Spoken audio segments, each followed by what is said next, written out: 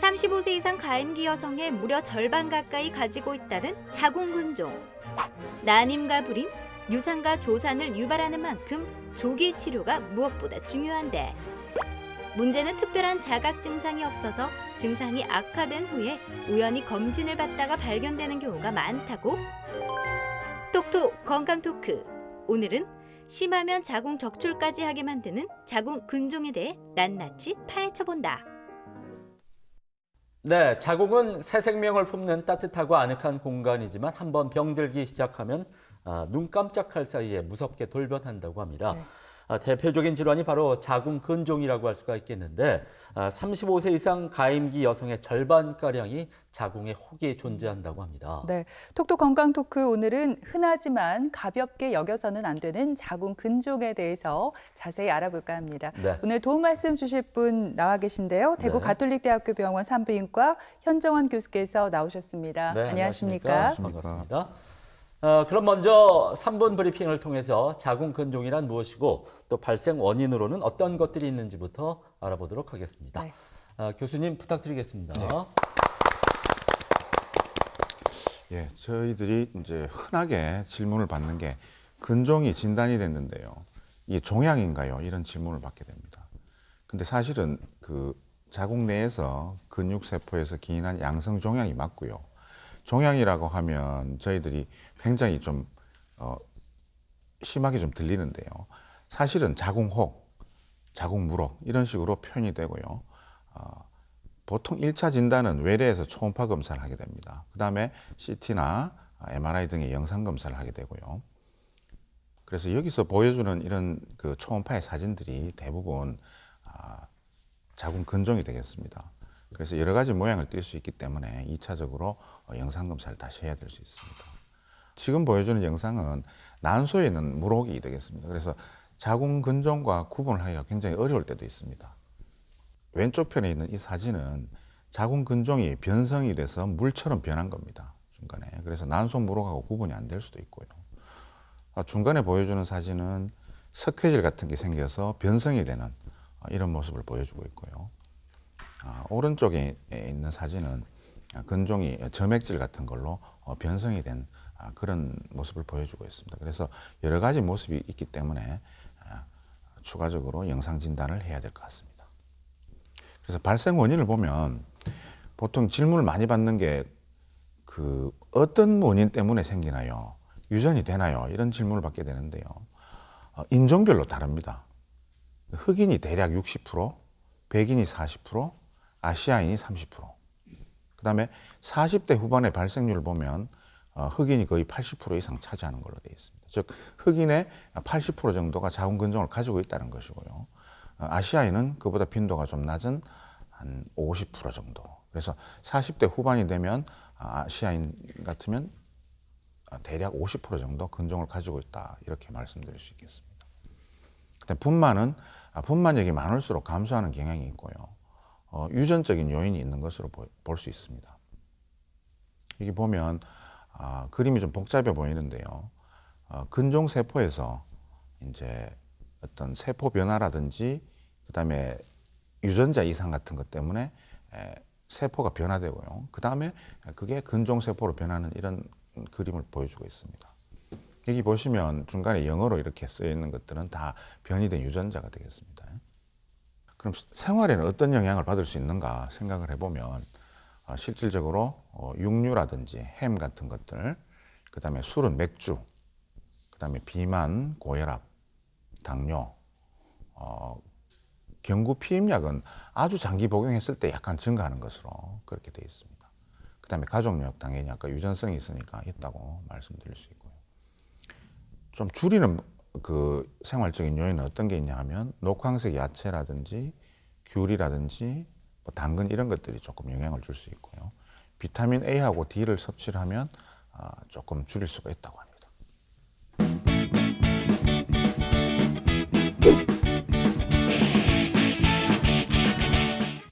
네, 자궁 근종이 무엇이고 또 원인이 무엇인지 한번 짚어봤습니다. 네. 그런가 하면 자궁 근종은 대부분 뚜렷한 증상이 없어서 네. 산부인과 검진을 받으러 갔다가 우연히 발견되는 경우가 많다고요. 네. 네, 그렇습니다. 그 근종의 증세를 한번 살펴보면요. 대부분 증세가 없습니다. 대부분의 근종들은 진단될 때 증세가 없고 금진 시에 발견이 되고요. 그 다음에 월경량이 변화되는 경우, 대부분 이제 월경량이 많다고 오시는데요. 월경 과다라든지 비정기 자궁 출혈, 그것 때문에 2차적으로 빈혈이 생겨서 오시는 경우가 있고요. 그 다음에 골반 압박 증세, 그러니까 소변을 자주 보러 가고 싶다든지 그런 증세가 있는 경우에 진단이 될 수 있고요. 그 다음에 아까도 보여드렸다시피 근종이 변성이 돼서 2차적으로 통증을 유발하는 경우가 있고요. 그 다음에 자연 임신율이나 이런 것들이 저하될 수 있습니다. 그래서 여기 사진을 보시면 임신을 했을 때 아기 쪽으로 이렇게 근종이 위치한 경우는 이게 정상분만이 가능하지만은 아기 산도 내려오는 길을 막고 있으면 정상분만이 안 되겠죠. 그래서 근종이 있다고 해서 꼭 임신을 할 수 없는, 못하는 것도 아니고, 그 다음에 꼭 제왕절개를 해야 되는 것도 아닙니다. 그래서 근종의 위치별로 한번 이렇게 보면요.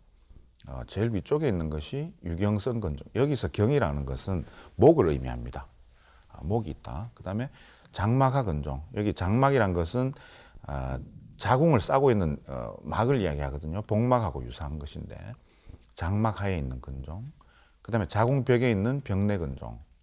점막하 근종은 이제 자궁 내막 안쪽으로 이렇게 자라는 근종. 이런 것들로 위치별로 이렇게 근종을 나눌 수 있습니다. 그래서 보면 장막하 근종이나 인대내 근종 같은 경우는 대부분 증세가 없고요. 요로장애라든지 이런 것들을 가끔 나타낼 수 있습니다. 그 다음에 근층내 근종, 병내 근종이라고 하는데요. 이런 것들은 월경량이나 월경과다 이런 것들이 생길 수 있고요. 점막하 근종은 이제 아까도 이야기했다시피 자궁 내막 안으로 자라기 때문에 생리에 많은 영향을 주게 되고요. 불규칙한 월경이나 이런 걸 줄 수가 있습니다. 그 다음에 유경성, 아까 목에 있는 근종은 꼬이면은 급성 통증을 유발하기 때문에 빨리 병원에 가셔야 되는 경우가 생기고요. 그 다음에 압박 증세 이런 것들이 있을 수 있습니다. 그래서 여기 사진을 보시면 점막하 근종에 대해서 이렇게 초음파로 사진을 찍은 것인데요. 자궁 내막 안쪽으로 이렇게 자라서 있으니까 일단 생리양이나 생리 변화에 영향을 줄 것이고요. 그 다음에 그 임신을 했을 때 착상을 한다면 저 부위에 착상이 된다면 임신율이 아무래도 떨어질 수 있겠죠. 그래서 이런 것들은 주의를 요하고요. 지금 왼쪽 편에 보여지는 이 사진은 점막하 근종인데요. 이런 경우는 이제 자연 임신율이 착상률이 떨어질 수밖에 없겠죠. 당연히 아기가 착상하는 자리에 근종이 있으니까. 그래서 수술로 제거를 해주는 것이 좋겠고요. 오른쪽에 있는 병내 근종은 비슷한 사이즈이지만 증세가 거의 없는 경우가 많습니다. 그래서 이런 경우는 수술이나 치료를 필요치 않고 경과 관찰을 해야 되는 그런 경우도 있을 수 있겠습니다.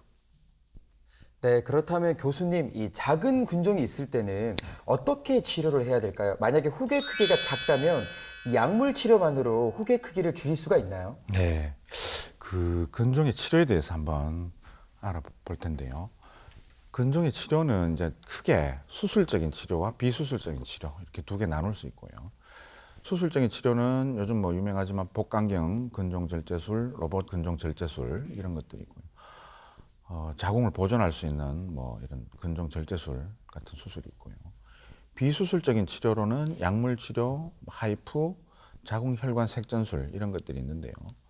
크기를 줄이고 증세를 치료하고 자궁 보존을 할 수 있는 장점이 있습니다. 그래서 여기서 이제 우리가 한번 그 생리 주기에 따른 호르몬을 한번 볼 필요가 있는데요. 왼쪽 편에서 이제 생리가 이렇게 시작이 되면 우리 몸에서 에스트로겐이라는 여성 호르몬이 많이 나오게 됩니다. 그리고 배란이 되면 이제 프로게스테론이라는 여성 호르몬이 나오게 되고요. 두 개가 이제 자궁 내막이나 자궁에 상반된 작용을 하게 되는데요. 크게 보면 자궁세포라든지 근종세포, 자궁 내막에 있는 세포들은 에스트로겐의 영향을 받으면 성장하고 커지게 됩니다. 그리고 프로게스테론이라는 호르몬의 영향을 받으면 억제 줄어드는 것이죠. 그래서 에스트로겐이라는 여성 호르몬을 차단하거나 없애면 근종이 줄어들겠죠. 그 다음에 프로게스테론이라는 이 호르몬을 어떤 식으로 조절을 하면 근종세포가 좀 줄어들 수 있겠습니다. 그래서 그 지금 현재 나와 있는 근종의 약물 치료제들은 이렇게 많은데요. 대부분 여성 호르몬을 조절하는 그런 치료제가 되겠고요. 에스트로겐을 억제하거나 프로제스테론을 어떤 식으로는 조절하는 그런 치료법이 되겠습니다. 그래서 여기 보면 말이 좀 어렵죠. 생식선, 자극 호르몬, 분비 호르몬 작용제. 말이 굉장히 어려운데요. 아주 쉽게 말씀드려서 아까 말씀드린 에스트로겐을 감소를 시키고 그걸로 자궁 근종의 크기를 줄이는 그런 치료가 됩니다. 그래서 수개월 이내에 근종이 줄어들고요. 여성 호르몬이 적어지기 때문에 일시적인 폐경 증세가 생깁니다. 그래서 골감소증, 골다공증, 홍조 같은 증세가 동반이 되고요. 보통은 요즘은 이제 수술 전에 출혈을 억제할 목적으로 일시적으로 사용하게 됩니다. 예, 그다음에 그 울리프리스탈이라는 이런 약제가 있는데요. 이 약제는 아까도 말씀드렸다시피 프로게스테론을 어떻게 조절하는 그런 약이 되겠습니다. 그래서 출혈을 억제하고 뭐 근종 세포의 증식을 억제하고 이제 세포 삼일 유도하고 이렇게 돼 있고요. 보통 이제 3개월까지 복용하고 줄어든 크기가 6개월까지 유지가 된다 이런 식으로 이제 그 보고가 되고 있는데요. 그 이제 자궁 내막이 두꺼워지기 때문에 주기적으로 자궁 내막 검사를 해야 되는 그런 단점이 있습니다. 그리고 미국에서 보고가 됐는데 간이 손상이 돼서 이식을 받았다는 그런 이제 보고가 있습니다. 그런 것들을 좀 주의를 해야 되겠고요. 장기 치료나 효과에 대한 안정성은 아직 결과가 없기 때문에 복용에 좀 주의를 해야 될 것 같습니다. 네, 이 표는 뭐 그 약물에 대한 어떤 효과를 나타내는 것인데요. 뭐 출혈이나 무월경, 자궁 부피 감소 이런 것들을 이제 연구를 한 표인데요. 굉장히 효과는 좋은 것으로 되어 있습니다. 자궁 부피 감소가 거의 한 30%에서 40% 정도 되죠. 그래서 효과가 좋지만은 여러 가지 부작용 때문에 장기 사용하기는 조금 부담이 있는 그런 약이 되겠습니다. 그 다음에 자궁 내 장치가 있는데요. 이것도 역시 프로게스테론을 이렇게 함유해서 월경량이나 월경통을 조절할 수 있는 그런 장치가 되겠습니다. 네, 그런가 하면 가임기 여성의 경우에 자궁에 혹이 있다고 하면 가장 먼저 걱정이 되는 게요. 임신이 가능할까? 또는 유산이 되지는 않을까? 이런 고민들일 것 같거든요. 자궁 근종이 임신과 출산에 많은 영향을 미치나요? 네, 그 저희들이 이제 진료를 볼 때 그 질문을 많이 받게 되는데요. 그 꼭 임신 전에 근종이 발견됐는데 절제 수술을 해야 되나? 임신했을 때 위험하다고 하는데 합병증 같은 게 나타나서 위험하다고 했는데 그 다음에 근종이 있는데 모르고 임신했는데 어떻게 해야 하나요? 그 다음에 자궁 근종이 발견이 됐는데 제왕절개 수술을 꼭 해야 되나요? 이런 여러 가지 질문을 받게 되는데요. 우선 이제 임신 중에 그 자궁 근종의 크기를 보면요. 그대로 있는 경우가 약 50에서 60%입니다. 커지는 경우가 한 30% 정도. 그리고 임신 1분기 때 많이 커지고 그 이후에는 별로 커지지 않는다고 하거든요. 그리고 이제 분만 후에는 90% 정도 줄어든다고 하니까 임신 중에 대부분 근종이 커진다는 것은 맞는 말이 아니겠죠. 그래서 임신 중에 대부분의 근종은 문제가 생기지 않습니다. 그 중에 이제 2차 변성 때문에 통증이 많이 생기고요. 그 유산율이라든지 뭐 조기진통, 조기분만, 태반 박리 등도 증가를 하고요. 산후출혈, 제왕절개율이 증가를 한다고 하는데요. 저희들이 보면 굉장히 이제 빈도수가 높은 걸로 생각이 되지만 사실은 그렇게 높질 않습니다. 태반 박리도 많이 생기는 게 한 2.5% 정도 증가한다고 그렇게 볼 수 있고요. 그래서 증가는 하지만 아주 많이 증가하지는 않는다. 그렇게 말씀드릴 수 있겠습니다. 그 위치나 크기에 따라서 증세가 달라지는데요. 아까도 그림에서 말씀드렸는데 점막하 근종은 유산율이 약간 증가하게 됩니다. 그 다음에 병내 근종은 그 태반이 붙어 있는 그 부위에 근종이 있는 경우는 조기진통, 태반박리, 산후출혈 이런 것들이 생기고요. 그런 경우에 얼마 정도 증가하는가 대충 찾아보면 3%에서 조기진통이 생길 것이 약 8% 정도 그러니까 약 5% 정도 증가한다는 것이죠. 그래서 아주 많이 증가하는 것은 아니다. 이렇게 말씀드릴 수가 있겠습니다. 그 다음에 유경성 근종은 목이 꼬여서 급성 통증 같은 걸 유발할 수 있다. 그렇게 말씀드리겠습니다. 그래서 아까도 본 그림인데요. 밑에 왼쪽의 그림은 아기가 이제 산도에 이렇게 내려오는 과정에서 그 아기 옆에 지금 근종이 있죠. 그래서 이런 경우는 정상분만이 가능합니다. 반대로 오른쪽의 그림을 보면 아기 머리 쪽에 이제 근종이 위치한 경우는 아기가 내려오는 길을 막고 있겠죠. 그래서 이런 경우에만 제왕절개 수술을 해야 될 것이죠. 그래서 위치에 따라서 제왕절개 빈도가 약간 증가하나 대부분 정상분만 하실 수 있고요. 아까도 말씀드렸다시피 위치나 크기에 따라서 증세나 이런 것들이 달라집니다. 네, 그런가 하면 요즘에 그 자궁근종을 치료할 때 누구나 수술만큼은 피하고 싶지 않을까 싶거든요. 네. 그래서 이제 수술하지 않고 종약만 태워서 받는 시술 이런 것들을 많이 시행을 하고 있다면서요? 어떻습니까? 예, 그 하이프라는 게 요즘 많이 이제 거론이 되고 있는데요. 태운다는 말은 정확한 말은 아니고요. 네. 열을 가해서 변성시킨다는 것이 정확한 이야기가 되겠습니다. 그래서 하이프를 보시게 되면 이 그림은 이제 그 간암 세포를 이제 시술하는 그림인데요. 처음에는 간암 등의 아주 그 어려운 암들을 수술하지 않고 치료할 목적으로 처음에 개발이 됐고요. 고강도 초음파 집속술이라고 우리말로 이렇게 번역을 해볼 수 있습니다. 그 초음파를 여러 개의 초음파 빔을 집속을 해서 종양 세포의 온도를 올려서 열로서 괴사를 시키는 이런 방법이 되겠는데요. 수술하지 않고 종양을 괴사시켜서 없앨 수 있는 아주 좋은 방법은 되겠습니다만은 MRI 사진을 한번 보시겠습니다. 왼쪽 위에서부터 이렇게 보시면 하이프를 이렇게 시술하고 난 다음에 열 에너지 때문에 근종이 괴사되고 줄어드는 이런 모습을 볼 수 있고요. 오른쪽 밑에 보시면 근종 세포가 많이 괴사가 된 걸 보실 수가 있겠죠. 그래서 이런 장점이 있는데요. 그 효과가 얼마 정도 있나 이렇게 보시면 그 지금 왼쪽에 보이는 그래프는 통증에 대한 점수입니다. 그러니까 본인이 환자분이 느끼는 통증에 대한 점수인데요. 점수가 높으면 통증이 많을 것이고 점수가 낮으면 통증이 적을 것이고 그래서 시술 후에 통증 점수가 거의 절반 이하로 줄어든 것을 볼 수 있습니다. 그래서 그 시술 후에 자궁근종의 부피 감소율을 보면 6개월 정도 지났을 때는 60%까지 감소가 되는 것으로 이렇게 보고가 되고 있습니다.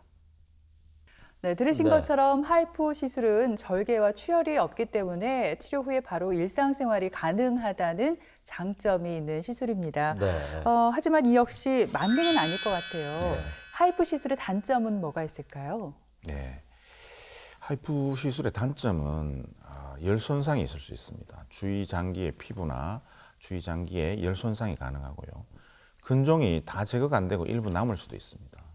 그다음에 아까도 말씀드렸다시피 변성이 되면 이제 지속적으로 통증이나 염증 반응 같은 걸 일으킬 수가 있고요. 제일 중요한 것은 조직 검사를 할 수 없기 때문에 아까도 얘기한 아주 드문 자궁근종 6종이라든지 이런 것들이 진단이 안 될 수가 있습니다. 그다음에 임신 시의 영향이 아직 정확하게 밝혀지지 않았다는 게 단점이 되겠습니다. 그래서 비수술적인 요법을 했을 때 주의하실 점은 약물 치료나 하이프 등이죠. 그럴 때 주의하실 점은 조직 검사를 할 수 없기 때문에 주의를 하셔야 되고요. 근종이 없어지는 것이 아니라 줄어들고 증세가 완화되는 정도이기 때문에 그런 점을 꼭 체크를 하셔야 되겠습니다. 그래서 시술하기 전에 전문의 진찰과 상담을 꼭 받으시도록 부탁을 드립니다. 그래서 산부인과 학회 지침을 보면 뭐 여러 가지 이제 이야기가 있는데요. 12cm 넘으면 하지 말자, 다발성이면 하지 말자, 뭐 복부에 흉터가 있는 경우에 하지 말자, 그다음에 뭐 복부 지방 흡입술을 한 경우는 하지 말자, 여러 가지 지침이 있습니다. 그래서 절대로 하시면 안 되는 경우는 임산부, 임신하신 경우, 그다음에 악성병변이 의심되는 경우, 골반 염증, 전신 질환 이런 것들이 있으면 이제 하시면 안 될 것 같고요. 그래서 하이프 시술 후에 가임력이나 임신에 대한 안정성에 대한 근거가 아직 불충분한 상태이기 때문에 충분한 임상적인 근거가 확보되기 전까지 상대적인 금기증으로 산부인과 학회에서 권고하고 있습니다. 그래서 이 부분을 꼭 주의해서 하셔야 될 것 같고요. 국내에서 이제 자궁 파열하고 신생아 사망한 예도 보고가 됐습니다. 네, 이 표를 보시면 근종을 하나의 그 구로 봤을 때 부피가 약 한 40% 정도 줄면은 근종은 10cm가 8cm 정도밖에 줄질 않는 거거든요. 그래서 그 근종 부피율이 50% 정도 감소됐다 하더라도 10cm 되는 근종은 7에서 한 8cm 정도 줄어드는 것이고요. 그 7cm 정도 되는 근종이 남아있다는 것이죠. 그래서 시술 후에 완전히 없어지지 않는다라는 것을 말씀드리고 싶습니다. 근데 또 어떤 분들은 폐경 후에 여성 호르몬이 감소하면서 근종의 크기 역시 작아질 수 있다면서 이제 혹을 그냥 지켜보자 이런 분들도 많이 계신 것 같은데 이것도 하나의 방법이 될 수 있을런지 궁금하고요. 끝으로 또 오늘 강의하신 내용을 짧게 좀 정리를 부탁드리겠습니다. 폐경 후에 없어지나 이런 질문을 많이 받게 되는데요. 없어지는 것은 아니고요. 크기가 줄어듭니다, 대부분. 왜냐하면 여성 호르몬의 영향을 받는 그런 근종이기 때문에 그런 것인데요. 외인성 여성 호르몬의 영향을 받을 수 있기 때문에 오른쪽에 보시면 이제 여성 호르몬이 풍부한 음식이라는 표가 있는데요. 이런 음식을 너무 많이 섭취하시면 근종이 커질 수도 있겠습니다. 그다음에 폐경 후에도 계속 커지거나 변하는 경우, 변성이 되는 경우는 꼭 전문의와 상담을 하셔야 되겠습니다. 요약을 하자면 40대 후에 근종이 발견됐을 때는 주기적으로 추적 검사를 하시면 되고요. 특히 초음파 검사. 그다음에 이제 그 꼭 수술이 필요한 것은 아니기 때문에 증세별로 이렇게 치료를 가능하게 하실 수 있고요. 그 비수술적인 치료 후에도 변화를 주의 깊게 관찰을 해야 됩니다. 커진다거나 변성이 된다거나 이런 경우는 꼭 전문의의 상담과 진찰이 필요하겠습니다. 네, 이렇게 들으신 것처럼 자궁 근종은 35세 이상 가임기 여성의 절반가량이 갖고 있지만은 특별한 증상이 없다 보니까 혹을 키우다가 우연히 산부인과 검진에서 발견되는 경우가 참 많이 있습니다. 네, 그만큼 별다른 증상이 없더라도 6개월에 한 번씩 산부인과 검진 꼭 받아보시기 바랍니다. 네. 지금까지 이 시간 도움 말씀에 대구 가톨릭대학교 병원 산부인과 현정환 교수께서 수고해 주셨습니다. 네, 고맙습니다. 감사합니다. 김철원 씨, 장희연 씨 두 분도 고생했습니다.